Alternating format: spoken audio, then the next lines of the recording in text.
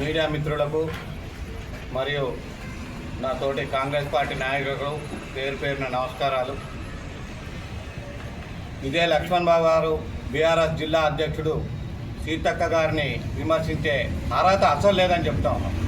అసలు గత సీతక్క గారి వల్ల లబ్ధి పొంది కోట్ల రూపాయల ఇసుకని ఏటున్నర నుంచి దోసుకొని కోట్ల రూపాయల విలువ గల సంపద మొత్తం దోచుకొని ఏటున్నర వ్యవసాయదారు భూములకు 5,000 10,000 చొప్పున ఇచ్చి ఆ డబ్బుతోటి కోట్లకు పడిగెత్తి ఏటున్నర ప్రజలని ఏదో నేను బాగా అందరికీ సహకారాలు అందిస్తానా, సీతక్క ఏం చేస్తలేదు అని మాట్లాడటం సబబు కాదు.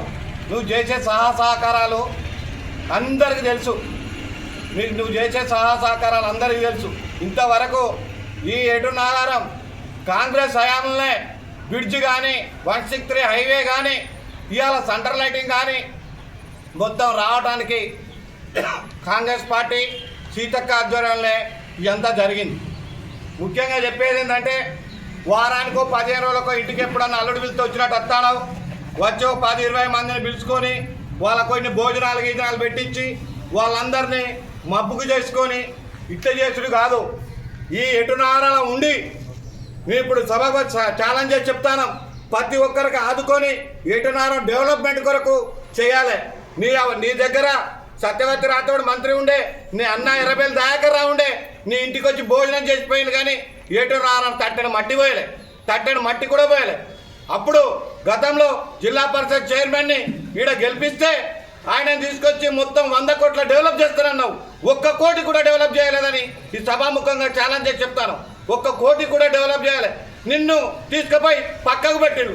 ఆయన చచ్చిపోయినాక నీకు జిల్లా అధ్యక్షుడు ఇస్తే ఇవాళ నువ్వు సీతక్కని అనేటోను అయినవా అని ఈ సభాముఖంగా విన్నవించుకుంటావు. పెళ్ళి ముహూర్తం పెడతారు, కొన్ని ఎత్తిపోతాయి. పెళ్ళి అయినాక తాళి కట్టేటప్పుడే గాడే అసలోడు. పెళ్ళి ముహూర్తం పెట్టినోడు కాదు, తాళి కట్టేటోడు అసలోడు. ఏదో నువ్వు శంకుస్థాపన చేయంగానే కాదు, పని చేసేది కాంగ్రెస్ పార్టీ.